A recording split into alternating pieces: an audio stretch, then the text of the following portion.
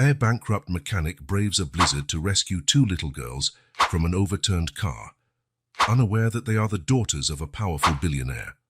The creak of the old screwdriver echoed through the empty garage, a sound as familiar as Jack Anderson's own heartbeat. His calloused hands, silent witnesses to 2 decades of fixing this small town's automotive dreams, trembled slightly as he shut the last drawer of his toolbox. Clank! The metallic clamor reverberated, carrying the weight of 1,000 repairs, 1,000 satisfied customer smiles, and now 1,000 broken dreams. Jack, his 40 years etched into every premature crease on his face, looked around the garage. The walls, once vibrant with posters of classic cars and photos of beaming customers, now seemed faded, as if life itself had been drained from that space, along with his hopes. A howling wind slipped through a crack in the window, bringing the first snowflake with it. The storm was coming. Final call for all drivers. The biggest blizzard in the last 30 years is on its way. I repeat, the biggest blizzard in 3 decades. Stay home, folks. The radio announcer's shrill voice cut through the garage's sepulchral silence. Jack frowned, his eyes instinctively darting to the crooked calendar on the wall. The dates scrawled in red seemed to shout at him. Late payment. Final notice. Eviction imminent. With a heavy sigh, Jack grabbed his worn coat from the rack. The fabric, patched so many times it was hard to tell the original color, draped over his shoulders like an old friend. Reaching into the pocket, his fingers brushed against a few crumpled bills. He pulled them out, counting slowly. 1, 2, 3, $43. Everything he had left. It'll have to be enough, he muttered to himself, his voice rough from days without conversation. As he closed the shop door, the squeak of the hinges sounded like a lament. Jack hesitated, his hand hovering over the lock.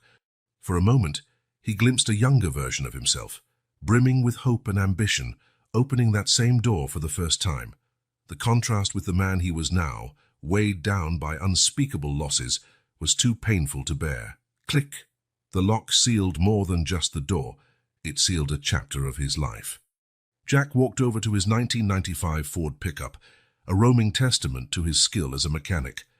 The truck, which should have been scrapped years ago, still purred like a satisfied cat thanks to his expert hands. Once he settled into the driver's seat, his eyes were immediately drawn to the photo taped to the dashboard. Sarah, with her radiant smile, looked back at him. Time had faded the image, but the memory of her laughter, the warmth of her touch, the light in her eyes remained vivid and painful. "Oh, Sarah," Jack whispered, tracing the outline of her face in the photograph with his fingers. "What I wouldn't give to hear your voice one more time." A flashback struck him like a punch to the gut.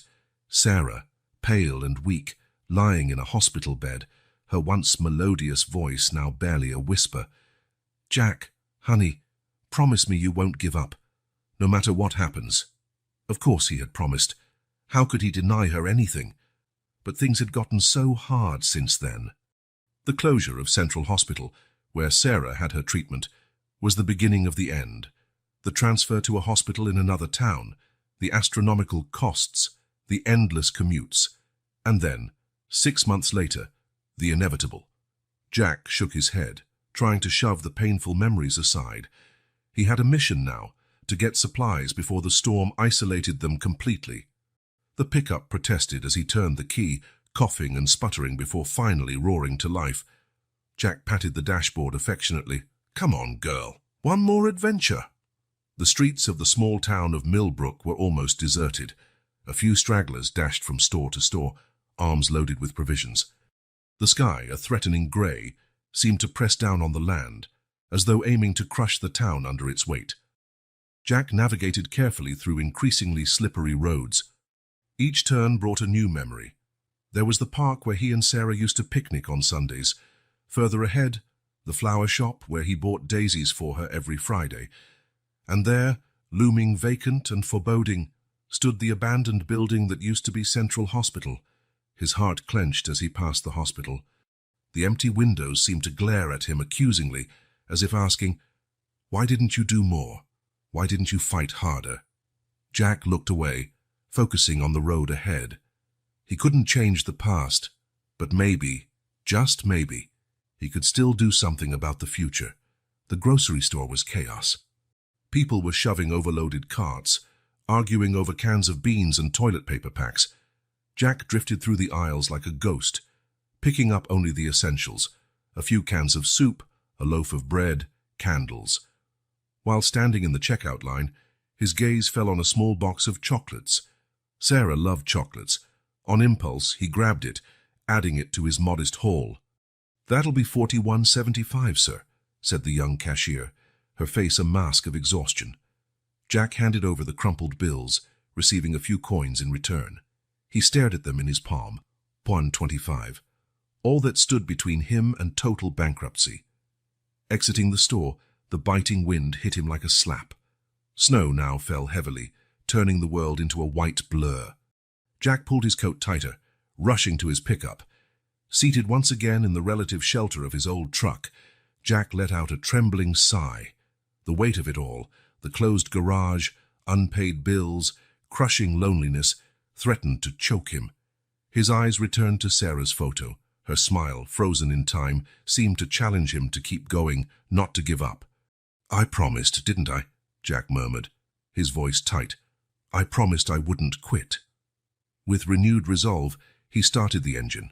The pickup growled in response, as though sharing his determination. As he maneuvered through streets now nearly invisible under the snow, Jack made a silent vow, not just to Sarah but to himself.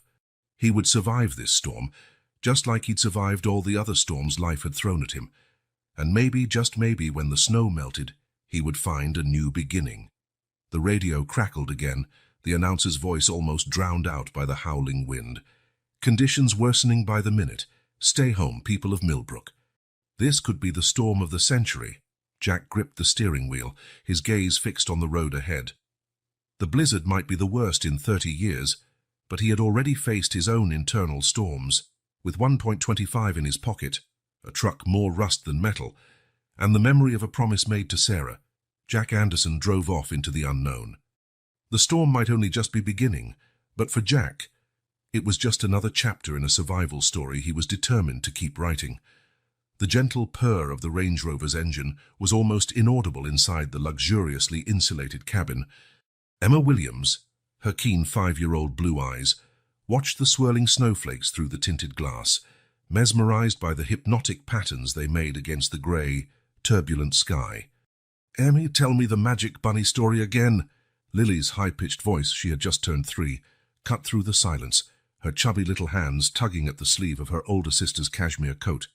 Emma smiled, a smile carrying a maturity beyond her years. "Okay, Lils. But you have to promise to stay quiet while Susan drives, and okay?" In the front seat, Susan Alvarez, 28, the girl's nanny for almost 2 years, glanced gratefully in the rearview mirror. Her hands clutched the leather steering wheel, knuckles white with tension as she navigated the increasingly treacherous road. "Once upon a time," Emma began, her voice mimicking the melodious tones she remembered from her mother, "there was a little white bunny who lived in the enchanted forest." While Emma wove the familiar tale, Susan fought against the growing anxiety in her chest. The blizzard, which had begun as a light snowfall, had turned into an impenetrable white curtain. The state-of-the-art GPS on the dashboard blinked uselessly, unable to find a signal. With a trembling hand, Susan picked up her phone for the 10th time in the last 20 minutes. No signal. She cursed softly in Spanish, immediately regretting it and hoping the girls hadn't heard. "Mr. Williams, please pick up," she whispered, dialing the girl's father once more. Michael Williams, a tech mogul billionaire and reluctant single dad, was in a business meeting on the other side of the world. Susan knew he rarely took calls during these meetings, but this was an emergency.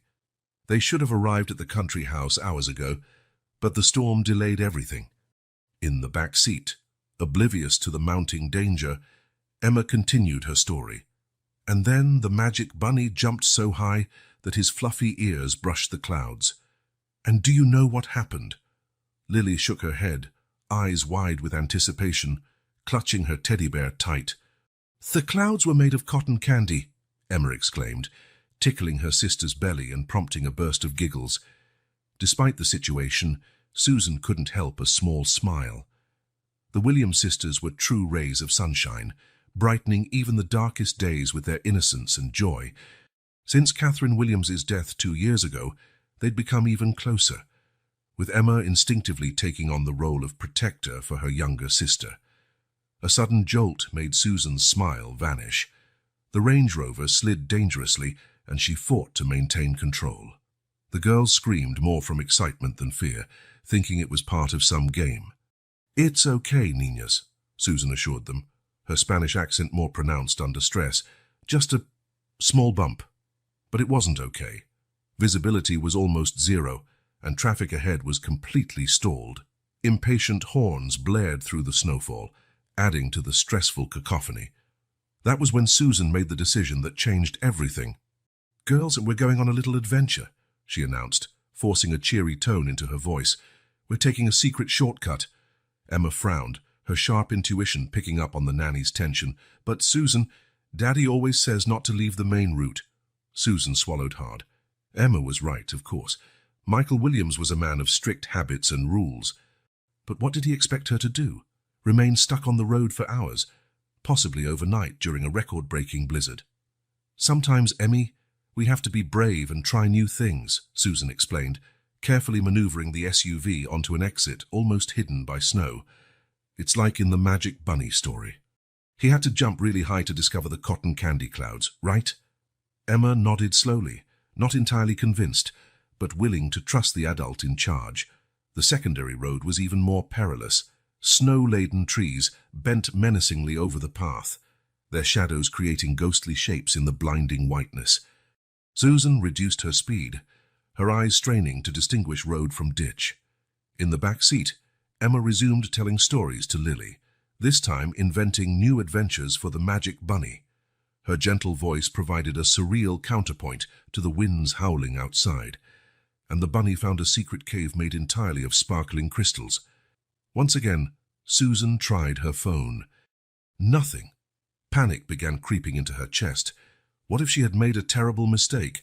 What if... A sudden movement in the corner of her eye made her jerk the wheel. A deer, startled by the SUV's silent approach, leapt into the road. Susan slammed on the brakes, but it was too late. The world spun in slow motion, the girl's screams, the deafening crash, the sensation of falling. Then silence. When Susan regained consciousness, the first thing she noticed was the biting cold. The second was the soft crying coming from the back seat. "Emma? Lily?" she called, her voice hoarse. "Susan?" Emma's shaky voice replied. "Lily's crying. I think she's hurt."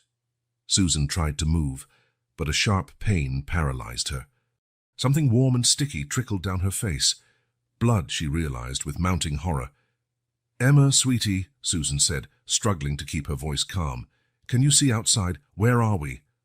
A pause, the sound of movement. "It's all white, Susan," Emma replied, fear evident. We're upside down." Susan's heart sank. They had rolled over, most likely sliding into a ditch.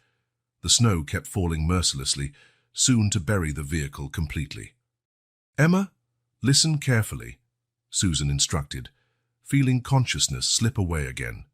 "You need to be very brave now. Take care of Lily. Someone will find us." Her last words were swallowed by the darkness closing in on her. In the back seat, Emma clung to Lily, tears freezing on her cheeks. "Don't cry, Lils," she whispered, her voice trembling. "Remember what Mommy always said. Guardian angels are always watching over us. Someone will come, I promise." And so, the two little Williams sisters, lost in the vast whiteness, waited. For a miracle. For a guardian angel. For someone to save them from the raging storm around them. The wind howled like a ravenous beast, lashing Jack's pickup with relentless gusts of snow and ice. The windshield wipers fought a losing battle against the storm, barely managing to clear a slit of visibility before another wave of white obscured it again. Jack gripped the steering wheel so tight his fingers hurt, his eyes squinting to see any sign of the road ahead. The paper bag on the passenger seat, containing his meager groceries, a few cans of soup, a loaf of bread, and the chocolates he'd bought on a whim, seemed to mock him. Would he even live long enough to open one of those cans? Then it happened. A deafening boom cut through the storm's roar, so close and sudden that Jack instinctively slammed on the brakes. The pickup skidded wildly, spinning nearly 180 degrees before coming to a stop, the engine sputtering and dying. For a moment, Jack sat frozen, heart hammering against his ribs. What the hell was that? Lightning. An explosion. Shaking off the stupor, he tried starting the engine again. Nothing. "Come on, girl," he muttered, twisting the key repeatedly. "Don't fail me now." But the old Ford remained stubbornly silent. Cursing under his breath, Jack grabbed his flashlight from the glove compartment and, taking a deep breath, opened the truck door. The wind nearly knocked him off his feet, snow stinging his eyes and mouth. Blinking furiously, he raised the flashlight, its beam slicing through the white curtain. That was when he saw it, tracks in the snow. They weren't footprints, but rather deep grooves, as if something large and heavy had slid. Jack's stomach twisted. "Oh, no," he whispered. Ignoring the biting cold, he started following the tracks. Each step was a battle against the wind and deep snow. His former paramedic instincts screamed that something was terribly wrong. After what felt like an eternity, but was probably only a few minutes, Jack reached the edge of a steep embankment. Pointing the flashlight downward, his heart nearly stopped. Below, partially buried in the snow, lay an overturned Range Rover. "Damn," Jack cursed, adrenaline surging through his veins. Without a second thought, he began descending, sliding, and slipping down the treacherous slope. Reaching the vehicle, Jack frantically brushed snow from the driver's window. What he saw made him gasp. A young woman, maybe in her 20s, hung motionless from her seatbelt, blood freezing on her pale face. "Hey, can you hear me?" Jack shouted, banging on the glass. No response. That was when he heard it, a faint crying from the back seat. Renewed urgency seized Jack as he scrambled to the rear door. The metal was twisted, stuck. Cursing, he raced back up the slope to his pickup, nearly falling multiple times on the way. Returning with his toolbox, Jack worked furiously to pry the door open. His fingers, numb from cold, could barely grip the tools, but years of mechanical experience guided his movements. Finally, with a protesting screech of metal, the door gave way. The interior was a wreck of shattered glass, splintered plastic, and toys. Jack's heart sank when he saw 2 child safety seats. "Hello," he called softly. "Can anyone hear me?" A sudden movement startled him. From behind one of the seats, a pair of wide blue eyes stared back at him. "Who are you?" a small voice asked, trembling but defiant. Jack let out a sigh of relief. "My name's Jack. I'm here to help. Are you hurt?" Slowly, a girl of about 5 emerged from the shadows. Her face was scratched, and a bruise was forming on her forehead, but she seemed otherwise uninjured. "I'm okay," she said. Then her expression shifted to worry. "But Lily, she won't stop crying." That was when Jack noticed the second child, a smaller girl, barely 3, huddled and sobbing softly. "It's all right," Jack said, trying to make his voice as reassuring as possible. "I'm going to get you both out of here. What's your name?" "Emma," the older girl replied. "And she's my sister, Lily." Jack methodically checked the girls for serious injuries. Miraculously, apart from cuts and bruises, they seemed okay. The real threat now was hypothermia. "Emma, I need you to be very brave," Jack said, meeting her eyes. "I'm going to carry you and Lily out, but it'll be a bit scary. Can you be strong for Lily?" Emma nodded solemnly, her gaze far older than her 5 years. With utmost care, Jack lifted Lily first, wrapping her in his own coat. The little one clung to him, trembling violently. "Emma, can you grab your backpack?" Jack asked. "We'll need dry clothes." While Emma rummaged through the wreckage, Jack made one last desperate check on the driver. No pulse. Heavy-hearted, he turned back to the children. Climbing back up the embankment with 2 small children was a nightmare. The wind seemed determined to knock them down, and the snow made each step a struggle. Jack carried Lily in one arm, using the other to brace himself and help Emma. Several times he slipped, his heart lurching each time as he fought to keep his balance. Emma, showing surprising courage, clung firmly to his leg, bravely carrying Lily's backpack. "Almost there," Jack panted when he finally saw the blurred outline of his pickup through the snow. "You're doing great, girls." At last, after what felt like an eternity, they reached the road. Jack gently placed Lily in the passenger seat, helping Emma climb up beside her.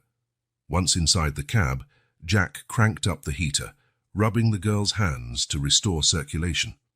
"Are you an angel?" Lily suddenly asked, her small voice quivering. Jack felt a lump in his throat. "No, sweetheart, just someone trying to help." Looking at the two frightened but alive girls, Jack felt a fierce determination rise within him. He had found them for a reason. Now it was his responsibility to keep them safe. Turning the key, Jack offered a silent prayer. To his relief and surprise, the engine coughed and then roared to life. "All right, girls," he said, guiding the pickup forward. "Let's find a safe place to wait out this storm." As they crawled slowly through the blizzard, Jack couldn't help thinking that maybe, just maybe, he'd discovered a new purpose that night, a chance for redemption, wrapped in the form of two small survivors. The old Ford groaned and creaked, struggling against the relentless wind and quickly accumulating snow. Jack gripped the wheel tightly, squinting in a desperate attempt to see something beyond the white curtain in front of him. On the passenger seat, Emma clung to Lily, both girls shivering despite the heater running at full blast. "It'll be okay, Lils," Emma whispered, her voice nearly lost in the wind's howl. "Mr. Jack is going to take care of us." Jack swallowed hard, feeling the weight of responsibility settle on his shoulders. He could barely take care of himself lately, and now he had two precious lives depending on him. That was when he saw it, a dark, looming shape emerging from the blinding whiteness. "Thank God," Jack muttered, carefully steering toward the structure. As they drew closer, the outline of a large abandoned warehouse became visible. It looked like an old factory or storage facility, its rusted metal walls defying the storm for decades. Jack stopped the pickup as close to the entrance as possible. "Stay here," he instructed the girls, grabbing his flashlight. "I'll check if it's safe." The wind nearly toppled him when he exited. Battling the storm, Jack reached the warehouse door. To his relief, it opened with a protesting squeak. Inside, it was vast and dark, the flashlight's beam revealing long-abandoned machinery and dusty piles of boxes. But it was dry and, most importantly, offered protection from the biting wind. Satisfied it was safe enough, Jack returned to the pickup. "Come on, girls," he said, opening the door. "We found our shelter." With Lily in his arms and Emma clinging to his leg, Jack guided them into the warehouse. The sudden silence after the constant wind was almost deafening. "It's dark," Lily whimpered, burying her face in Jack's neck. "Don't worry, Princess," Jack replied gently. "We'll make this place nice and cozy in no time." Setting Lily down carefully, Jack started to rummage around the warehouse. His years as a mechanic had taught him how to improvise, and those skills would now be tested to their limits. "Emma, can you hold the flashlight for me?" he asked, handing the device to the older girl. Emma nodded solemnly, gripping the flashlight tightly while Jack worked. He found an old oil drum, which he quickly turned into an improvised fire pit. Pieces of scrap wood and cardboard served as fuel. "Now the trick is lighting it," Jack muttered, patting his pockets for a lighter. "I have matches," Emma suddenly exclaimed, running over to the backpack they'd salvaged from the wreck. "Mom always said to keep matches in the emergency pack." Jack smiled, impressed. "Your mom was a very smart woman." With Emma's matches, Jack soon had a crackling fire in the drum. The heat began to spread, banishing some of the piercing cold. Next step, create a protected space. Jack found a few old tarps and ropes, which he used to build a makeshift tent around the fire pit. "Wow," Lily whispered, eyes wide as she watched the dancing flames. "It's like camping." "It sure is, Lils," Emma agreed, hugging her sister close. "We're on a big adventure." Jack felt a twinge of heartache seeing how the sisters interacted. Emma, just 5 years old, was showing a maturity far beyond her age. With their improvised shelter complete, Jack turned his attention to the supplies. The grocery bag looked tragically inadequate now, but it would have to do. "Who's hungry?" he asked, forcing a cheerful tone. "Me!" Lily shouted, raising her hand. Jack opened a can of soup, pouring it into a metal container he found in the warehouse. Placing it near the fire to heat, he handed out some crackers. "It's not much," he apologized, "but it'll keep us warm." It's perfect, Mr. Jack, Emma said politely, sharing her portion with Lily. Thank you for taking care of us. Jack felt a lump in his throat. You girls are incredibly brave, he said softly. You're doing so well. As they ate the warmed soup and crackers, Jack realized the girls needed a distraction. The trauma of the crash, the cold, the fear. It could easily become overwhelming.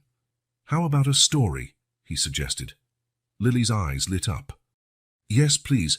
Emma always tells the best stories. Jack smiled at Emma. Well, then I guess we should let the expert take over, right? But Emma hesitated, suddenly shy. Actually, could you tell a story, Mr. Jack? I'm kind of tired of being the storyteller. Jack understood the unspoken plea. Emma needed to be just a child for a moment, not the caregiver. Of course, he replied gently. Let me think. Have you heard the story of the mechanic who fixed the moon? The girls shook their heads, eyes wide with curiosity, and so, as the storm raged outside, Jack spun a fantastical tale about an ordinary mechanic called upon for an extraordinary mission. He spoke of magical screwdrivers and engine oil that sparkled like stars, of lunar gears and craters that were actually giant loose bolts. The girls listened, captivated, their fears momentarily forgotten. Emma visibly relaxed, allowing herself to be a 5-year-old again. By the time the story ended, Lily was drifting off, curled against her sister. Emma struggled to keep her eyes open. Get some sleep, Jack said softly. I'll keep watch. Emma nodded sleepily. Thank you, Mr. Jack, she murmured. You're a great storyteller and a great guardian angel. As the girls slept, Jack fed the fire, his thoughts a jumble of worry and resolve. Outside, the storm still raged mercilessly. But here, in this small improvised haven, there was warmth, safety, and surprisingly a sense of purpose Jack hadn't felt in a long time. Gazing at the two small sleeping figures, Jack made a silent promise. He would protect them, no matter the cost. Somehow they would survive this storm together.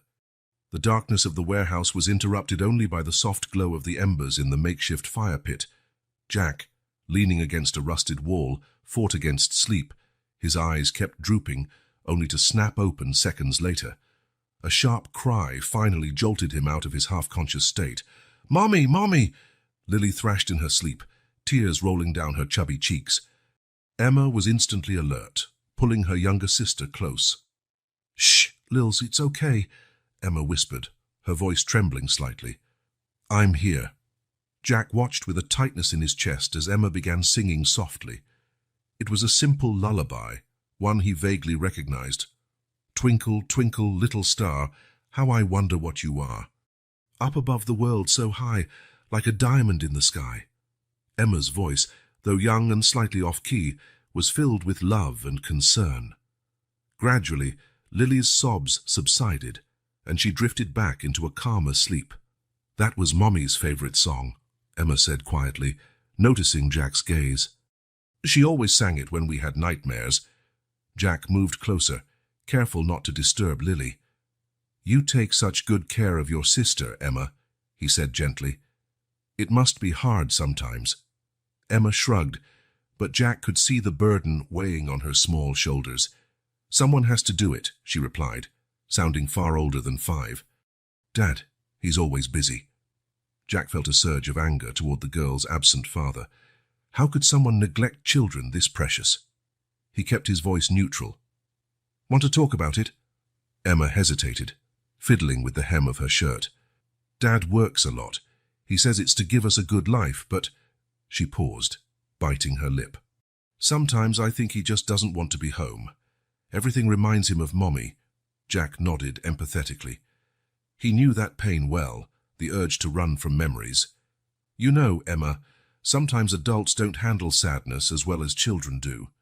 "Did you lose someone too, Mr. Jack?" she asked, her piercing blue eyes locked on his. Jack swallowed hard, caught off guard by the child's insight. "Yes," he admitted. "My wife, Sarah, she passed away a few years ago." "I'm sorry," Emma said softly, placing her small hand on Jack's. The simple gesture nearly broke him. "It's all right," he managed. You know, when I was a kid, my dad taught me that telling funny stories can help when we're sad. Want to hear one? Emma nodded eagerly, and even Lily, who had quietly awakened, looked on with curiosity.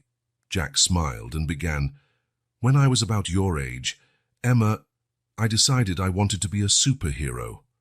He told them how he'd tied a red towel around his neck as a cape and set out to save the world. His first mission, rescuing the neighbor's cat from a tree. Unfortunately, little Jack ended up stuck in the tree alongside the cat, and the fire department had to rescue both. The girls laughed, their giggles echoing through the empty warehouse. It was the first time Jack had heard them laugh since the accident, and the sound warmed his heart more than any fire could. Encouraged, Jack shared more childhood escapades. The time he tried making pancakes and ended up with flour on the ceiling, or when he and his friends built a spaceship out of cardboard boxes and were disappointed they couldn't actually fly to the moon. Each story brought more laughter, more smiles. Emma visibly relaxed, allowing herself to be a normal 5-year-old instead of the little adult circumstances had forced her to be. "Mr. Jack," Lily asked between giggles, "do you still want to be a superhero?" Jack pretended to ponder. "Well, I guess in a way I still am. After all, I rescued 2 princesses from an ice castle, didn't I?" The girls burst into laughter again, and Jack felt something thaw inside him. How long had it been since he'd laughed like this? How long since he'd felt needed? As the night wore on, the conversation grew calmer. Emma spoke about her school, about how she sometimes felt lonely even when surrounded by other kids. Lily, quieter, occasionally added details to Emma's stories, her eyes shining with adoration for her big sister. Jack listened intently, offering words of comfort and encouragement. He shared more about his own life, his work as a mechanic, the challenges he faced, and the dreams he still harbored. By the time the first rays of sun crept through the cracks in the warehouse walls, Jack realized they had spent the entire night talking. The girls had finally drifted to sleep, Emma protectively holding Lily close. Watching the 2 small figures, Jack felt something he hadn't in a long time. Hope. Somehow, in one of the worst storms he had ever faced, both literally and figuratively, he had found a connection. These girls, with their resilience and innocence, had touched a part of him he thought long dead. For a moment, Jack allowed himself to imagine a different future. One where he wasn't alone, where he had a purpose beyond merely surviving day to day. It was a terrifying and exhilarating thought. Shaking his head, Jack rose quietly to tend the fire. The storm still raged outside, and many challenges lay ahead. But for the first time in years, Jack felt he might be able to face whatever came next. With a final affectionate glance at Emma and Lily, Jack made a silent promise. No matter what happened, he would protect them. Somehow they would survive this storm together. And maybe, in doing so, they would all find the family they so desperately needed. Michael Williams, CEO of Williams Tech, was in the middle of a critical presentation when his smartphone vibrated insistently. Normally, he would ignore it. After all, billions were on the line in this meeting. But something made him look. The name flashing on the screen froze his blood. "Home emergency." "Gentlemen, I need a moment," he said, his voice betraying no emotion as he rose from the polished mahogany conference table. In the hallway, away from curious eyes of executives and investors, Michael answered the call. The frantic voice of his housekeeper, Mrs. Patel, hit him like a punch to the gut. "Mr. Williams, the girls, the SUV, the blizzard." Michael's world fell apart in seconds. His daughters, Emma and Lily, were missing in the worst storm in 30 years. Returning to the conference room, Michael barely remembered what he said. Something about a family emergency. The words billions and deal lost all meaning. Within minutes, he was on his private jet racing back home, the storm making the plane rock violently. During the turbulent flight, flashbacks tormented him. Emma, 3 years old, running into his arms when he arrived home from work. Lily, a newborn, her tiny fingers gripping his thumb with surprising strength. And Catherine, his wife, his safe harbor, smiling radiantly as she watched the scene. Then the illness, the devastating diagnosis, months of treatment that felt like years. And finally, the deafening silence after Catherine's passing. Michael squeezed his eyes shut as though he could block the memories, but they came relentlessly. Emma, now 4, asking when Mommy would be back. Lily, crying inconsolably, refusing to sleep without Catherine's lullaby. And he, running away, drowning himself in work, expanding the company, amassing more wealth, as if money could fill the void Catherine left behind. When the plane finally landed, Michael was greeted by a crisis team already mobilized. Preliminary reports, area maps, weather forecasts, everything was a blur. "Sir," an aide approached hesitantly. "The rescue teams are ready, but what?" Michael growled, his patience gone. "The blizzard, sir. It's simply impossible to go out right now.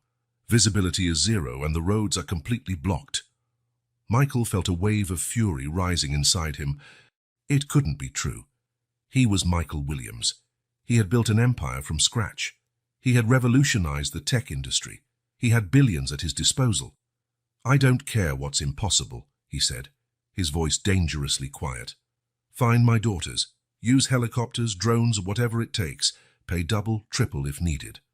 But find them." The next few hours were a whirlwind of frantic activity. Michael turned his penthouse into an impromptu command center. Giant screens displayed area maps, real-time weather updates, and security camera feeds of the roads, now useless, showing only white static. But as the hours passed, the harsh reality set in. No helicopter could fly in those conditions. Drones were knocked out of the sky by furious winds within minutes. Ground teams got stuck after only a few miles. For the first time in his adult life, Michael Williams felt utterly powerless. Standing before his penthouse's panoramic windows, watching the storm transform the city into a white desert, Michael felt the weight of his choices crushing him. How many times had he cancelled family dinners for business meetings? How many of Emma's school recitals had he missed? How often had he outsourced Lily's care to nannies and housekeepers? A sob escaped his throat, shocking him. He couldn't recall the last time he cried. Perhaps at Catherine's funeral. "Mr. Williams?" His assistant's hesitant voice pulled him back to reality. "Is there anything I can do?" Michael turned, his eyes red and weary. For a moment he almost yelled at her, unleashing his frustration, but then he saw genuine concern and fear on her face. "Rachel, right?" he asked softly. She nodded. Surprised, he remembered her name. "Rachel, do you have children?" "Yes, sir. 2 girls." Michael felt like he'd been punched again. "2 girls," he repeated. How do you balance it all? Work, family?" Rachel seemed briefly disconcerted by her usually distant boss's personal question. "It's not always easy, sir," she admitted. "But at the end of the day, they are my priority, always." Michael nodded slowly, the words hitting him like lightning. Priority. What had been his priority these past years? Turning back to the window, Michael pressed his forehead against the cold glass. "Emma," he whispered. "Lily, Daddy's so sorry. So sorry." For a moment, he imagined he could see through the blizzard, pinpointing his missing daughters by sheer force of will. But the storm raged on, indifferent to his power or wealth. "Rachel," he said finally, voice raw, "cancel all my engagements for the next few weeks, and bring me every file we have on the old Central Hospital, the one we closed 2 years ago." Rachel looked puzzled but nodded. "Yes, sir." "Anything else?" Michael stared once more at the furious storm. "Yes. Pray that my girls are safe, and that I'll have a chance to fix my mistakes." As Rachel quietly left, Michael Williams, the tech titan, the ruthless billionaire, fell to his knees. For the first time in years, he prayed, not for profits or acquisitions, but for something infinitely more precious, for a second chance with his daughters, for redemption. Outside, the blizzard kept howling, a cruel reminder that some forces lie beyond even the most powerful man's control. And somewhere, lost in the vast whiteness, 2 little girls were waiting for a rescue that seemed impossible. Morning of the second day in the abandoned warehouse brought a cruel clarity. The storm still raged outside, its howling wind a constant reminder of the peril they were in. Jack awoke with a start, momentarily disoriented by the unfamiliar surroundings. "Mr. Jack," Emma's gentle voice brought him back to reality. "Lily's hungry." Jack rubbed his eyes, trying to shake off exhaustion. "Of course, sweetie. Let's see what we can do." With a sigh, he turned to the grim task of rationing their sparse supplies. The few cans of soup and the package of crackers looked tragically inadequate now. Jack carefully divided a can of soup into 2 improvised containers, saving the rest for later. "Here you go, girls," he said, forcing a smile as he handed them their portions. "It's not much, but it'll keep us warm." Emma accepted her share with a polite "thank you," immediately offering half to Lily. Jack watched, impressed, as the 5-year-old helped her younger sister eat, gently wiping away any spilled soup. "You're an excellent big sister, Emma," Jack commented, feeling a mix of admiration and sorrow at the maturity forced upon the girl. Emma shrugged, a small smile playing on her lips. "Someone has to look after Lily, and now I guess I have to look after you too, Mr. Jack." Jack felt a lump in his throat. How could a child so young be so selfless? While the girls ate, Jack decided to examine more closely the items salvaged from the crash. The emergency backpack Emma had mentioned the night before contained a few extra clothes, a half-full water bottle, and, surprisingly, a small first aid kit. "Your mum thought of everything, huh?" Jack remarked, holding up the first aid kit. A flicker of sadness crossed Emma's face. "Mom always said we had to be ready for anything." Jack nodded, feeling the weight of the loss these girls carried. Continuing his search, he found a crumpled plastic folder, probably belonging to the nanny. Curious, he opened it. His eyes widened as he read the letterhead, "Property of Michael Williams, confidential." The name hit Jack like a punch in the gut. Michael Williams, the billionaire tech tycoon, the man who had bought and closed Central Hospital 2 years earlier, leaving hundreds unemployed, and patients like Sarah without options. Jack felt a surge of anger rising in his chest. Memories of Sarah's final months, her desperate battle for alternative treatment, the swift and merciless decline, flooded back. "Mr. Jack," Emma's voice pulled him back to the present. "Are you okay?" Jack realized he was gripping the document so tightly his knuckles had turned white. He forced a smile, trying to mask his agitation. "Yes, Emma. Just thinking." But Emma was too perceptive for her own good. She stepped closer, her blue eyes full of concern. "You look sad. Is it because of my dad?" Jack swallowed hard. How could he explain to a child that her father had indirectly contributed to his wife's death? That part of him wanted to scream with rage, while another part knew these innocent girls bore no blame for their father's actions. "Emma," Jack began slowly, choosing his words carefully. "Sometimes the decisions adults make have consequences they never intended. Your dad, well, he made some choices that affected a lot of people." Emma nodded solemnly. "Daddy always says tough decisions are part of business, but—" She hesitated, biting her lip. "Sometimes I think he forgets that decisions also affect people." The wisdom in her words caught Jack by surprise. He felt his anger lessen, replaced by a complex swirl of emotions. "You're very smart, Emma," Jack said softly. "And you're right. Sometimes people forget about the impact of what they do." Lily, who had been quietly playing with bits of paper, chose that moment to come over. She looked at Jack with large brown eyes, then at Emma, clearly sensing the tension. "Mr. Jack sad?" she asked innocently. Before Jack could reply, Emma acted. She went to her backpack and pulled out a small, well-loved brown teddy bear. "Here, Mr. Jack," Emma said, holding out the bear. "This is Mr. Snuggles. He always makes me feel better when I'm sad. You can have him for a while." Jack felt tears burn his eyes. The simple, pure gesture, offering her most precious belonging to comfort him, moved him deeply. How could he hold on to any resentment when faced with such kindness? "Thank you, Emma," he managed, his voice thick with emotion. "That means a lot to me." Not wanting to be left out, Lily approached and wrapped her arms around Jack's leg in a clumsy hug. "Don't be sad, Mr. Jack. We like you." In that moment, looking at the 2 little girls fate had placed in his care, Jack felt something shift inside him. The anger and bitterness he'd carried for so long began to melt, replaced by a fierce determination to protect these children no matter what. "I like you both very much too," Jack said, pulling them into a hug. "And I promise I'll take care of you, whatever happens." Throughout the day, Jack watched Emma and Lily play, share stories, and laugh despite their difficult circumstances. Their resilience was inspiring. Jack knew they still faced many challenges: the meager supplies, the unrelenting cold, and an uncertain future. But looking at the girls, he felt something he hadn't in years: hope. With Mr. Snuggles clutched against his chest, Jack made a silent vow. He would get them home safely, whatever it took, and perhaps, in the process, he might find his own path to healing and forgiveness. The third day in the warehouse dawned cold and bleak.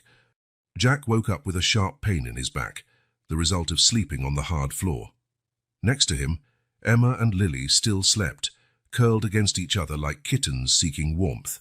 While searching for more wood for the fire, Jack spotted it: an old shortwave radio, nearly hidden under a dusty pile of boxes. "Please," he murmured, picking up the device carefully as though it were made of glass. "Please let this work." The next few hours were a race against time and obsolete technology. Jack disassembled the radio, cleaning away decades of dust and corrosion. His hands, used to fixing engines, now worked delicately with tiny wires and fragile circuits. Emma woke up in the middle of this process, her sleepy eyes widening at Jack's intense concentration. "Mr. Jack," she called softly. "What's that?" Jack looked up, a tired smile on his face. "This, Emma, might be our salvation. It's a radio. If we can fix it, we can call for help." Emma's eyes sparkled with renewed hope. "Can I help?" "Of course you can," Jack replied. "I actually need an assistant, someone smart and brave. Do you know anyone like that?" Emma giggled, her laughter echoing in the empty space. "Me? I can be your assistant." And so, while Lily continued sleeping, Emma became Jack's official helper. She held an improvised lantern, made from an empty can and a piece of candle, handed him tools, and most importantly, kept Jack's spirits high with her curious questions and keen observations. "Mr. Jack," Emma asked after a while, "how did you learn to fix things?" Jack smiled, remembering simpler times. "My dad taught me. He said understanding how things work is the first step to fixing what's broken. Not just machines, but everything in life." Emma nodded thoughtfully. "Like broken hearts?" Jack paused, surprised by the depth of her question. "Yes, Emma. Exactly like broken hearts." The hours ticked by, marked only by the constant roar of the wind outside and Jack's occasional muttered curses of frustration. Lily eventually woke and joined them, curious about the project. "What are you doing?" she asked, rubbing her sleepy eyes. "We're fixing a magic radio," Emma explained solemnly. "It'll help us talk to the guardian angels out there." Jack couldn't help smiling at Emma's explanation. In a way, she wasn't wrong. Finally, after what felt like an eternity, Jack made the last connection. Heart pounding, he switched the device on. Static. Only static. The disappointment was palpable. Jack felt a knot form in his stomach. He had failed. He had raised the girls' hopes for nothing. But then, "Rescue team, anyone on this frequency," the voice, though intermittent and nearly drowned in static, was like music to Jack's ears. "Here!" Jack shouted into the radio. "This is Jack Anderson. I'm with 2 children. We need help." The next few minutes were a blur of frantic activity. Jack tried to describe their location as best he could, aware that every word might be the difference between rescue and disaster. "Understood, Mr. Anderson," the voice finally responded. "Keep this channel open. We're triangulating your position. Help is on the way." When Jack finally set the radio down, his hands were shaking. He looked at Emma and Lily, who were watching him with a mixture of hope and fear. They're going to find us?" Emma asked tentatively. Jack nodded, pulling both girls into a tight embrace. "Yes, sweetie, they're going to find us." The initial relief, however, soon gave way to a new wave of anxiety. The blizzard still raged outside, a constant reminder of what any rescue team would be facing. To keep the girls, and himself, distracted from the agonizing wait, Jack suggested a guessing game. "I'm thinking of something blue," he began. "The sky," Lily shouted immediately. Jack smiled. Good try, Lils, but I can't exactly see the sky right now, can I? Emma furrowed her brow thoughtfully. Oh, I know. It's Lily's scarf. Exactly, Jack cheered. Your turn, Emma. The game continued, with the girls growing increasingly creative in their guesses. But as the hours dragged on, Jack noticed Emma becoming quieter, her eyes frequently darting to the silent radio. Is everything okay, Emma? He asked softly. Emma bit her lip. Mr. Jack, what if they can't find us? The question hung in the air, heavy and frightening. Jack knew he had to be honest but also reassuring. Emma, he began gently, remember when we were fixing the radio? It seemed impossible at first, but we didn't give up. Life works like that. Sometimes it feels hard, but we have to keep trying. Emma nodded slowly. Like being a guardian angel. Jack smiled, touched by the analogy. Exactly. And you know what? You've been an incredible guardian angel for me and Lily. Your courage and your help mean a lot. Emma's eyes filled with tears, but she offered a brave smile. Can I keep helping you, Mr. Jack? There's no one else I'd rather have by my side, Jack replied sincerely. As night fell, Jack stoked the fire and handed out the last of their food. The cold and hunger were constant companions now, but the hope kindled by the radio kept them going. Emma, true to her word, stayed by Jack's side, helping monitor the radio and care for Lily. Her resilience and maturity continued to amaze and inspire him. Lying near the fire, exhausted yet determined, the three of them waited. The radio crackled occasionally with updates from the rescue team, each message a reminder they were not forgotten. Jack watched the girls, now asleep, and made a silent promise. No matter what happened, he would protect them. Together, they would survive this storm. Outside, the blizzard raged on, but inside that warehouse, buoyed by an old radio and a little girl's courage, the flame of hope burned brighter than ever. The improvised command center in Michael Williams's penthouse pulsed with frenetic energy. Giant screens covered the walls, displaying weather maps, camera feeds, and real-time search data. The air was thick with tension and the strong scent of coffee. Michael, sporting deep circles under his eyes and an unshaven face, stood at the center of the storm. His gaze darted from screen to screen, absorbing information, making snap decisions, issuing orders in rapid-fire succession. "What's the status of the helicopters?" he asked, his voice rough from exhaustion. A young technician answered nervously, "Still grounded, sir. Winds at 75 miles per hour, trying to fly is suicide." Michael muttered a curse under his breath. Every passing minute was a minute his daughters remained in danger. He turned to another team member. "What about the ground crews?" A middle-aged woman sporting a civil defense badge replied, "3 teams are stuck about 12 miles out, sir. The roads are completely blocked. We're trying to reach them with snow vehicles, but progress is slow." Michael felt another wave of frustration threaten to swallow him. How was it possible that with all his resources, his wealth and his influence, he could do nothing to save his own daughters? Then it happened. "Mr. Williams!" A communications technician shouted, his voice slicing through the room's chatter. "We just picked up a signal.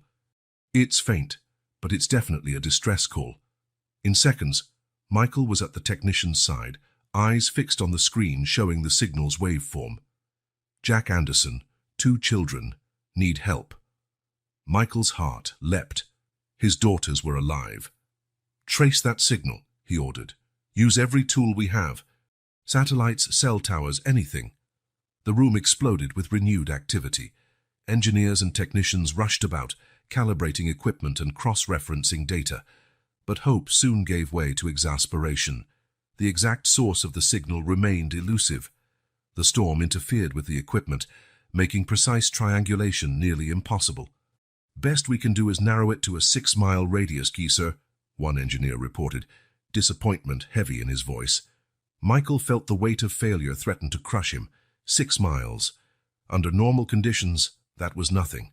But in this blizzard, it might as well be a journey to the moon. Frustrated, he turned away from the screens, pacing over to the window. Outside, the city he once ruled was unrecognizable, transformed into a barren white wasteland. His reflection in the glass startled him. Who was this man with haunted eyes and a tormented expression? Surely not the business titan, the tech visionary he imagined himself to be. Memories crashed over him. Emma at 3 begging him to read her a bedtime story. He'd promised tomorrow, caught up in a business call. Lily, taking her first steps while he was at a conference halfway around the world. How many tomorrows had he promised? How many precious moments had he missed? Always putting work first. Catherine's voice echoed in his memory. Michael, life won't wait. Our daughters are growing up. Don't miss it. He'd ignored her warnings, convinced he was building a legacy for his girls. But what good was an empire if he lost what truly mattered? Mr. Williams, Rachel, his assistant, intruded gently. The mayor's office is on the line. They're questioning the legality of some of our search methods. Michael felt a wave of anger boil up again. Bureaucracy. Always the damned bureaucracy. Tell them, he growled, to worry about legality after my daughters are safe. Rachel nodded but hesitated before leaving. Sir, if I may, maybe a more diplomatic approach. We need them on our side. Michael paused, surprised by the bold suggestion. In another life, he might have fired an employee for daring to question him. But now, he sighed, running a hand over his tired face. You're right, Rachel. Thank you. Please set up a video conference with them. We'll work it out together. As Rachel left to make the arrangements, Michael refocused on the screens. Jack's radio signal had become intermittent, each moment of silence torture. Hang on, girls, he muttered. Daddy's coming. The following hours were an emotional roller coaster. Small progress was quickly undone by fresh setbacks. It seemed nature itself was determined to thwart every effort. Late into the night, exhausted and desperate, Michael found himself alone in the command center. The screens flickered quietly, a constant reminder of the battle he was waging. His eyes fell on a photo of Emma and Lily, smiling on a sunny day at the park. Catherine had taken it just weeks before her diagnosis. Michael picked up the photo, gently tracing his daughters' faces. I'm sorry, he whispered. I'm sorry for not being there, for missing so much. But I promise, if I get a second chance, I'll make things right. In that moment, as if the universe answered his plea, one of the radios crackled to life. Base, this is Alpha Team. We believe we've located the signal's source. We're closing in now. Michael's heart soared.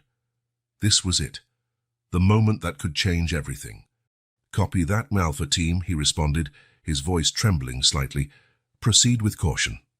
And thank you. As the rescue team pushed forward through the storm, Michael Williams stood at the window, gazing outside. The first rays of dawn were beginning to pierce the clouds, as though nature itself was finally relenting. A new determination filled him. No matter what happened next, he would be a different man, a different father, the kind of person his daughters deserved. The storm might have devastated his city and shaken his world, but it had also given him something priceless: clarity.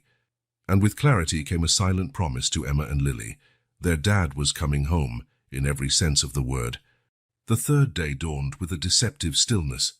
Outside, the storm seemed to have lessened, but the penetrating cold remained a constant reminder of the danger lurking. Jack awoke with a knot in his stomach, not just from hunger, but from worry. Their supplies were nearly gone. As he tried to rekindle the dying fire, a low, pained sound caught his attention. It was Lily, curled beside Emma, her little body visibly trembling. Emma, Jack called softly. Is Lily all right? Emma, already awake and alert, looked at him with wide, fearful eyes. Mr. Jack, she's really warm. She won't stop shaking. Jack's heart sank. Carefully, he approached and touched Lily's forehead. It was burning hot. Damn, he muttered, trying to stay calm for Emma's sake. Looks like our little warrior has a fever. Will she be okay? Emma's voice trembled, betraying her fear. Jack forced a confident smile. Sure she will. We'll take care of her, right? We're a team, remember? Emma nodded resolutely, instantly slipping into the role of helper. Jack racked his brain, recalling his paramedic days. A fever in a young child could be dangerous, especially in these conditions. Emma, I need you to be my special assistant again, Jack said, keeping his voice calm. "Can you grab some clean snow from outside?" While Emma headed off on her mission, Jack examined Lily more closely. Her breathing was a bit labored, and her cheeks were flushed. He swore under his breath, wishing he had a thermometer or any proper medical equipment.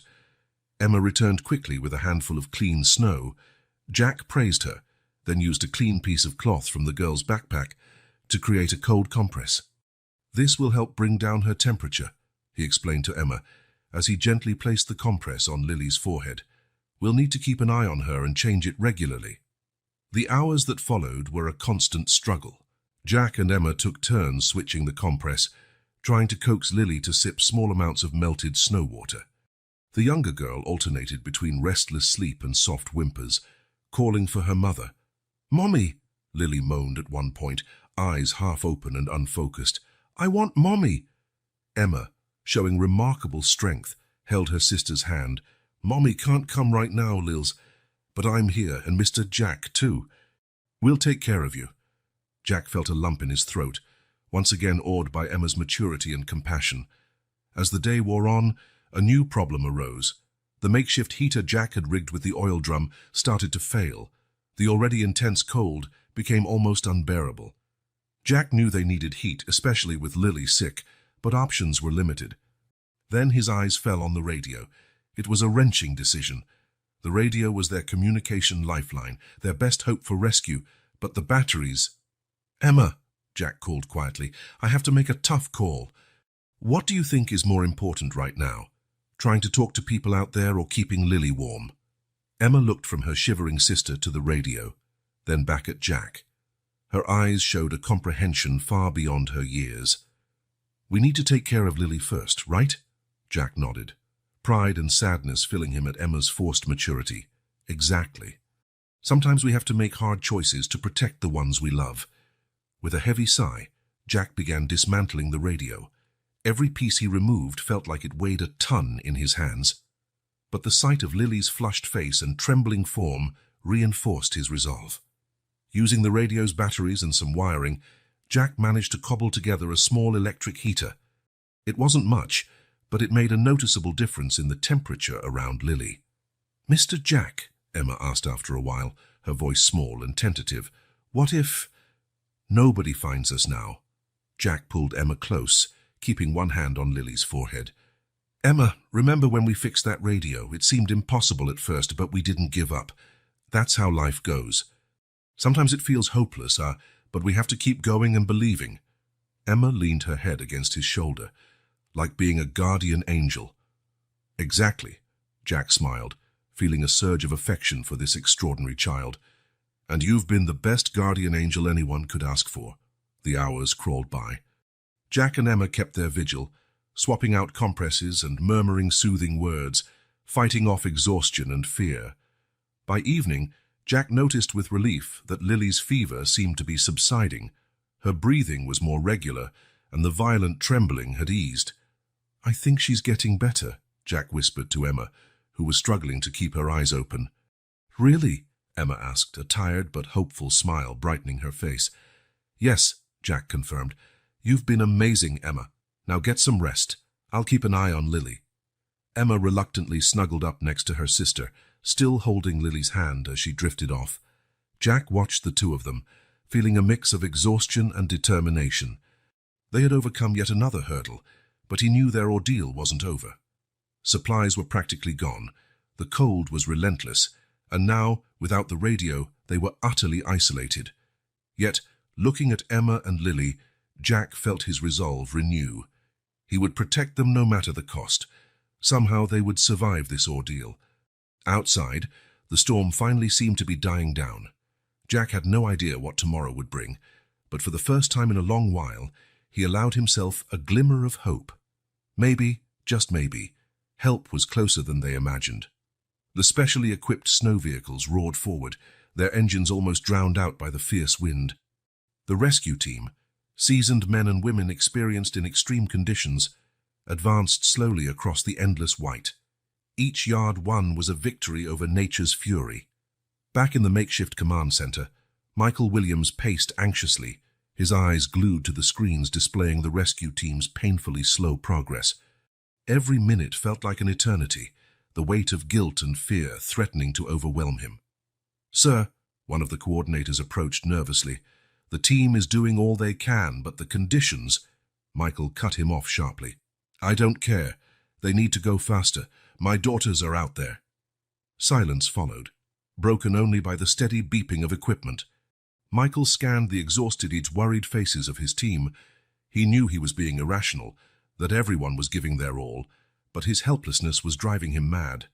Then he made a decision. "Get a vehicle ready for me. I'm joining the search." The room exploded in protests. "Mr. Williams, it's too dangerous. We can't risk your safety too. Please reconsider." But Michael was resolute. "I've sat here long enough. Those are my daughters out there. I'm going." At the abandoned warehouse, tension was just as high. Jack stared at the last crumbs of food with thinly veiled despair. He had rationed to the extreme, but now there was nothing left. "Mr. Jack," Emma's weak voice interrupted his dark thoughts. "Lily's hungry." Jack forced a smile, hiding his own hunger and worry. "How about a story while we look for something to eat?" Emma nodded, though her eyes showed she understood more than she let on. Jack sat between the girls, pulling them close. The warmth of their small bodies was comforting in the warehouse's bitter chill. "Once upon a time," he began, voice calm despite the inner turmoil, "there was a tiny seed planted in the hardest, coldest soil you could imagine." As Jack spun his tale of perseverance and hope, he kept a close watch on the girls. Lily, still weak from the fever but clearly better, listened with wide eyes. Emma, though exhausted, never left her sister's side, constantly adjusting the makeshift blanket around them.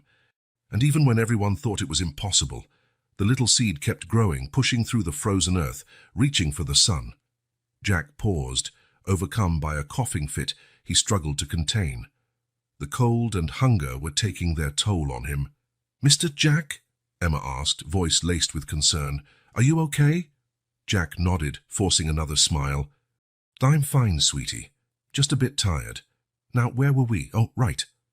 He continued the story, determined to keep the girls' spirits up, even as his own hope wavered. With each word of courage and optimism, Jack tried to convince not only the girls but also himself that help was coming. Time crawled by. Jack alternated between storytelling, checking Lily's temperature, and tending to the waning fire with dwindling resources.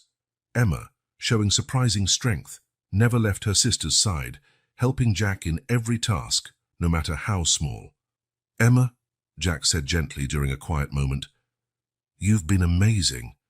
Your sister is very lucky to have you." Emma offered a faint smile, her exhaustion evident. "Mommy always said we had to look out for each other, especially when things are hard." Jack felt a pang in his chest. The maturity and compassion of this child never ceased to amaze him. Your mother was a very wise woman. As evening descended, Jack could feel his own strength waning. The cold, hunger, and constant stress had worn him down, but looking at Emma and Lily, he found a reservoir of resolve he didn't know he had. "Okay, girls," he said, summoning the last of his energy, "how about one more story before bed? This time, about a brave knight and two fearless princesses who faced the coldest winter ever." While Jack spun his improvised tale, part of him prayed silently, prayed that rescue would come soon, that the girls would survive this ordeal, that he would have enough strength to protect them until then. Unknown to them, the rescue team pressed forward tirelessly through the blizzard, now led by a desperate father determined to find his daughters. The race against time continued, innocent lives hanging in the balance. The wind's howl subsided to a whisper, as though nature herself held her breath. Through the white horizon, a dark, imposing shape emerged. The abandoned warehouse. Michael Williams, his face etched with cold and determination, was the first to leap from the snow vehicle. His eyes, bloodshot from exhaustion and pent-up emotion, frantically scanned the structure for any sign of life. "Emma!" "Lily!" he shouted, his voice hoarse, echoing across the white expanse. The ensuing silence was deafening.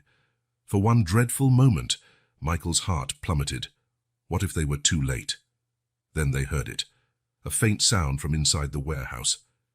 Within seconds, the rescue team forced the rusted entrance. The interior was a place of stark contrasts. The cold was tangible, yet at the center, a small oasis of warmth clung stubbornly. And there, wrapped in improvised blankets, were Jack and the girls. "Daddy!" Emma's weak voice cut through the silence, her eyes wide with disbelief. Michael felt his knees buckle. In 2 strides, he was beside them, pulling Emma and Lily into a desperate embrace. "My girls," he sobbed, tears freezing on his cheeks. Thank God, thank God." Jack watched the reunion with a mix of relief and a pang of something else. Sadness. Loss. He wasn't sure. Emma broke the moment, her small hand still locked on Jack's. "Daddy, this is Mr. Jack. He's our guardian angel."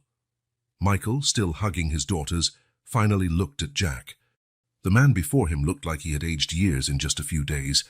His face was gaunt and pale, but his eyes, they shone with a mixture of exhaustion and fierce love for the girls. "Mr. Anderson," Michael began, his voice choked. I don't know how to thank you." Jack simply nodded, unable to speak.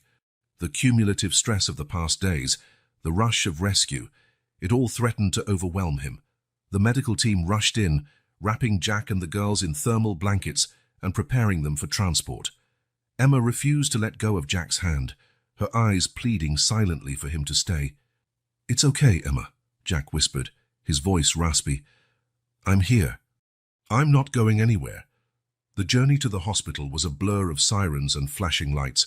Michael never took his eyes off his daughters, afraid they might vanish if he blinked. Jack, for his part, fought exhaustion, determined to stay conscious until he knew the girls were safe. At the hospital, reality began to settle in. While doctors examined Emma and Lily, Michael and Jack found themselves alone in the waiting room, the silence between them heavy. Jack spoke first, his voice low and tired. "They're amazing girls, Mr. Williams, brave, strong."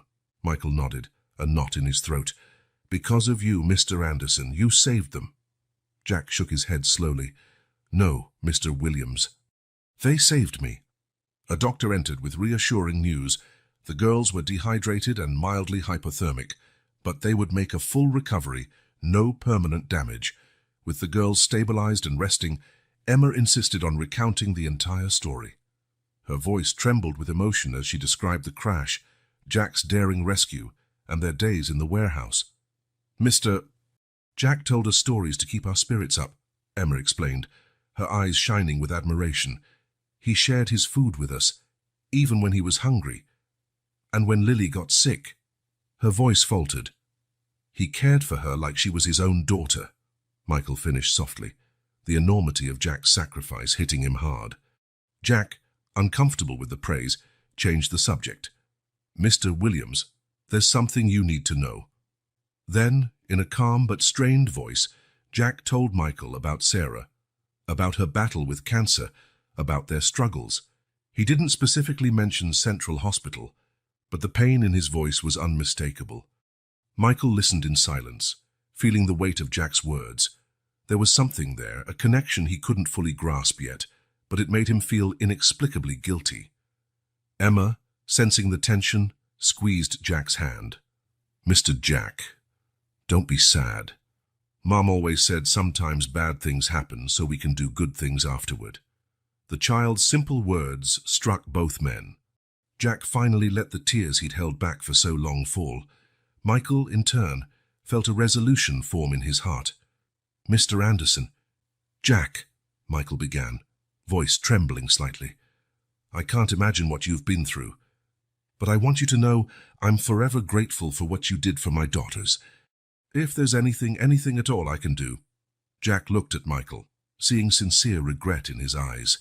For a moment, he considered telling him everything about Central Hospital, about how Michael's decisions had impacted his life. But looking at Emma and Lily, at the hope in their eyes, he decided that conversation could wait. "Just take good care of them," Jack finally said. "They're special." Michael nodded solemnly. "I promise, and Jack, you'll always be welcome in our lives. You're family now." Emma, overhearing, beamed. "See, Mr. Jack, I told you you were our guardian angel. Now you're our guardian angel forever."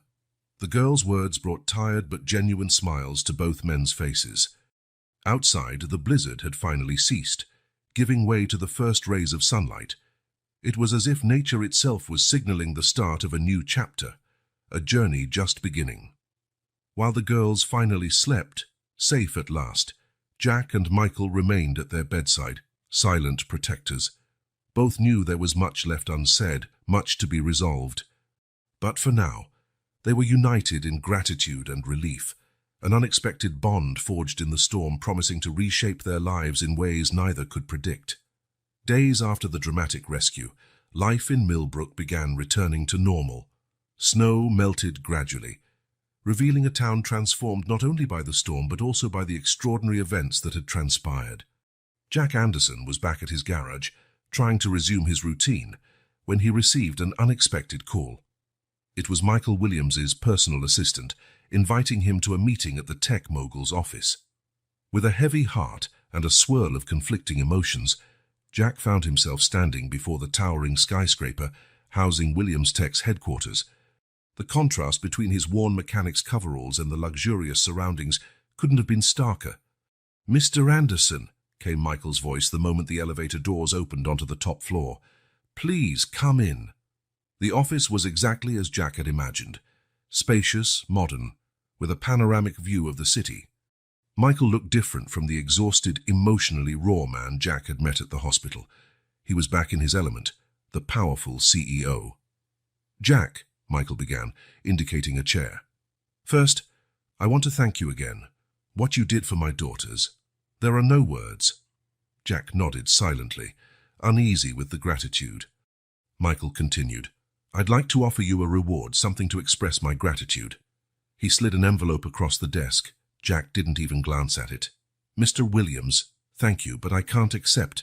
I didn't do it for money." "I understand," Michael replied, not looking surprised, "but there must be something I can do for you." "Anything." That was when Jack felt something inside him break. Years of pent-up pain, anger, and frustration rose to the surface. "There is something you can do, Mr. Williams," Jack said, his voice low but intense. "You can tell me why Central Hospital had to close, why so many lives had to be ruined for a business decision." Michael went visibly pale. You were a patient there." "My wife is Sarah," Jack answered, the anguish in his voice undeniable. "She was in the middle of treatment when the hospital shut down. We were told there would be transfers, continuity of care, but the reality was very different." The silence that followed was deafening. Michael stood, walking to the window, his posture revealing the burden he now felt. "It was just business," he murmured, more to himself than to Jack. The numbers didn't add up. The board voted unanimously. "Business?" Jack interjected, his voice trembling. "Lives aren't business, Mr. Williams. Sarah wasn't the only one. Others, too. Families destroyed. Dreams shattered." Michael turned to face him for the first time. I didn't know. They assured me every patient would be relocated, that no one would go without care." "Well, they were wrong," Jack replied simply. Silence hung thick between them, laden with unspoken emotions and painful truths. Finally, Michael broke it. "Jack, I made a terrible mistake," he admitted, voice heavy with regret. "Not just with the hospital, but with so many things in my life. I let numbers on a spreadsheet overshadow the real human cost of my decisions." Jack studied the man before him, seeing for the first time not a powerful CEO, but a human being wrestling with the weight of his choices. Michael went on, "In these past days since the rescue, I've done a lot of thinking about my priorities, about the legacy I want to leave behind. I've made a decision." He returned to his desk and opened a folder. "I was going to build a new business complex on the old Central Hospital site, but now," he revealed blueprints, "now I'm cancelling that plan. Instead, I intend to reopen Central Hospital." Jack's heart pounded. "Reopen?" Michael nodded, determination lighting his eyes. "Not just reopen it, but transform it. A state-of-the-art medical center with an accessible assistance program. A place where no one gets turned away because they can't pay." Jack was momentarily speechless, overwhelmed by the scale of what Michael was proposing. "There's more," Michael continued. I want you to lead that project, Jack." "Me?" Jack asked, stunned. "But I'm just a mechanic. I don't know anything about running a hospital." Michael smiled for the first time since the conversation began. "You're much more than that, Jack. You have compassion, integrity, and an understanding of people's real needs. That's exactly what this project requires." Jack hesitated, caught completely off guard. "It won't be easy," he warned. "There'll be resistance, red tape." "I know," Michael replied, "but together we can make the difference Sarah would have wanted. We can ensure what happened to her never happens again." The mention of Sarah's name hit Jack hard. He thought of her smile, her gentle strength even in the darkest days. What would she say if she were here now? "Why me?" Jack asked finally. "After everything, man, why trust me with this?" Michael rose and stood face to face with Jack. "Because you did what I should have done long ago. You put people first. You risked your life for my daughters, strangers to you, expecting nothing in return. That's the kind of leadership the new Central Hospital needs." Jack remained silent for a long moment, weighing the offer. He thought of Sarah, of how she had always pushed him to do more, to be more. He thought of Emma and Lily, and how their lives had become so entwined with his in the most unexpected way. And he thought of all the other Sarahs out there, people in need of hope. At last, Jack extended his hand. "For Sarah," he said, voice resolute. "For your daughters, and for every family that needs help. I accept." Michael shook his hand, the gesture sealing more than just a business deal. It was a promise, a commitment to do things differently. "It won't be easy," Michael cautioned. "We'll face skepticism, bureaucracy, maybe even active opposition. But I believe together we can make it happen." Jack nodded, feeling equal parts apprehension and determination. "One day at a time," he said. "That's how we survived the storm, isn't it?" Michael smiled, recalling Emma's words about their days in the warehouse. "One day at a time," he agreed. When Jack left the office that afternoon, he felt different. The weight of anger and grief he had carried for so long seemed lighter. In its place was a sense of purpose, a spark of hope he'd thought gone forever. Outside, the last remnants of the blizzard were fading, giving way to the first hints of spring. It was as if nature itself reflected the transformation happening inside both Jack and Michael. The road ahead would be challenging, filled with obstacles and uncertainty, but for the first time in a long while, Jack Anderson looked toward the future, not with fear or resignation, but with hope. A hope born in the storm, forged through adversity, and now ready to bloom into something truly extraordinary. A year had passed since that fateful blizzard that changed so many lives in Millbrook Central Hospital, once a symbol of despair and abandonment, now stood majestic and renewed, its gleaming white walls shining in the spring sun. Jack Anderson walked the hospital corridors, greeting patients and staff with a warm smile. His ID badge read Director of Medical Assistance Program, a title that still surprised him sometimes. "Mr. Jack," called a child's voice. It was Matthew, an 8-year-old undergoing treatment for leukemia. "Look what I drew." Jack knelt down, admiring the colorful drawing of a superhero. "That's awesome, Matthew. Is that you after you get better?" The boy nodded enthusiastically. "And you're in it too, see? You're my helper." With a tightness in his throat, Jack hugged the child. Moments like this reminded him daily why he'd taken on this challenge. Across town, at Williams Tech headquarters, Michael Williams was wrapping up a crucial video conference. As soon as the call ended, he glanced at the clock, a smile lighting his face. It was time to pick up the girls from school. "Rachel," he called to his assistant, "cancel my afternoon appointments. I have an important date with 2 young ladies." Rachel smiled, well accustomed to her boss's new routine. "Of course, Mr. Williams. Enjoy your time with Emma and Lily." On the way to school, Michael reflected on how much his life had changed. The workaholic who'd once obsessed over profit was now a present father and a more conscientious leader. It hadn't been easy, but every one of his daughter's smiles reminded him he was on the right path. Outside the school, Emma, now 6, waited at the door, holding Lily's hand protectively. Lily was 4. "Daddy!" they shouted in unison, running into his arms. "My princesses," Michael said, enveloping them in a tight hug. "Ready for our special afternoon?" The girls nodded eagerly. It was the day of their weekly visit to Central Hospital, a tradition established in recent months. At the hospital, Jack greeted the Williams family with a broad smile. Emma ran up to him for a hug. "Mr. Jack, we brought new books to read to the kids." "That's wonderful, Emma," Jack replied, ruffling her hair affectionately. "They're going to love it." While the girls headed off to the pediatric ward with a nurse, Jack and Michael strolled down the corridors side by side. "How are things going here?" Michael asked. Jack sighed, a blend of fatigue and satisfaction in his voice. "Challenging but rewarding. Every life we touch, every family we help, it makes it all worthwhile." Michael nodded, understanding. "I know exactly what you mean. Seeing the impact we're making, money can't buy that." They stopped in front of a large window overlooking a newly built hospital park. Children played there, recovering patients took their first post-surgery steps, and families found solace in the middle of difficult battles.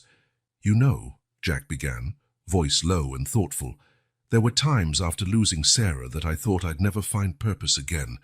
And then that blizzard." Michael placed a hand on Jack's shoulder. "Sometimes life's storms blow us exactly where we need to be." Jack smiled, recalling the words he'd once told Emma during those warehouse days. "One day at a time, right?" "One day at a time," Michael echoed. The sound of children's laughter caught their attention. Emma and Lily had finished their visit and were now playing in the park, their cheerful voices piercing the mild spring air. "How about an impromptu picnic?" Michael suggested. "I'm sure we can convince the cafeteria to put something together."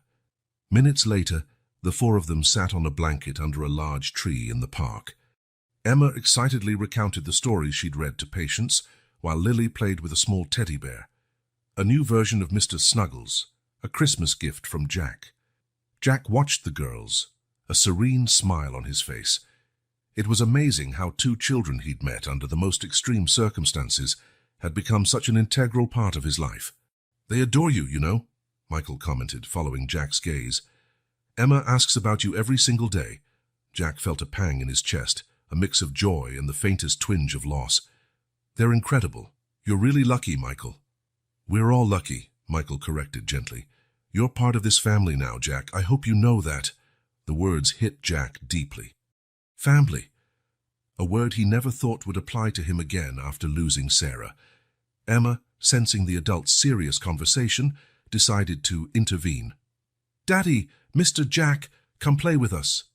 The two men exchanged amused looks before getting up, ready for a round of tickles and laughter. As they played, Jack couldn't help reflecting on the journey that had brought them here. The pain of loss, the fury of the storm, the fear and uncertainty, all had led to this moment of pure joy. Michael, for his part, watched his daughters interacting with Jack, feeling an overwhelming gratitude. This man, once just a statistic on a spreadsheet, had become a cornerstone in their lives. As the sun began to set, painting the sky orange and pink, the four of them sat on the blanket, tired but content. "Mr. Jack," Lily asked, her voice growing sleepy, "are you going to stay with us forever?" Jack exchanged a glance with Michael before answering. "Well, Lily, I can't promise forever, but I can promise I'll be here whenever you need me." Emma, ever the protector, hugged her sister. "See, Lils, Mr. Jack is our guardian angel, remember? And guardian angels never go away." Michael felt tears prick at his eyes, moved by his daughter's innocent wisdom. "She's right, you know," he said to Jack. "You really are a guardian angel for all of us." Jack smiled, feeling a wave of emotion. "You're all my angels too. You brought me back to life when I thought there was no hope left." Exhausted from play, Emma and Lily soon fell asleep on the blanket, Emma protectively wrapping an arm around Lily. Jack and Michael remained awake, gazing at the emerging stars in the night sky. "If someone told me a year ago we'd be here today," Michael mused, "I would have called it impossible." Jack nodded. "Life has a funny way of surprising us, sometimes for better, sometimes for worse. But it's our choices that really matter." "And the people we choose to have by our side," Michael added, looking at Jack meaningfully. The two men fell silent for a moment, each lost in his own thoughts. Central Hospital stood majestically in the background, a silent testament to the journey they had taken. "You know, Jack," Michael said at last, "I think I finally understand what it truly means to leave a legacy. It's not the buildings or the bank accounts. It's moments like this, the lives we touch, the changes we make in the world." Jack smiled, feeling a profound sense of peace. "Sarah used to say something like that. She said our real wealth lies in the connections we form and the love we share." "Your Sarah was a wise woman," Michael said softly. "Yes, she was," Jack agreed, his heart filled with love and longing, but also a new sense of hope. As night fell over Millbrook, wrapping the park in a blanket of stars, Jack Anderson and Michael Williams sat side by side, silent guardians of two slumbering girls and a future brimming with promise. Once a symbol of loss and disappointment, Central Hospital now pulsed with life and hope, a beacon in the community.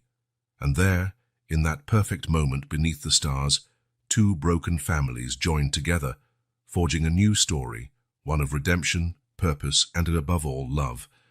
A gentle breeze whispered through, carrying with it the promise of brighter days.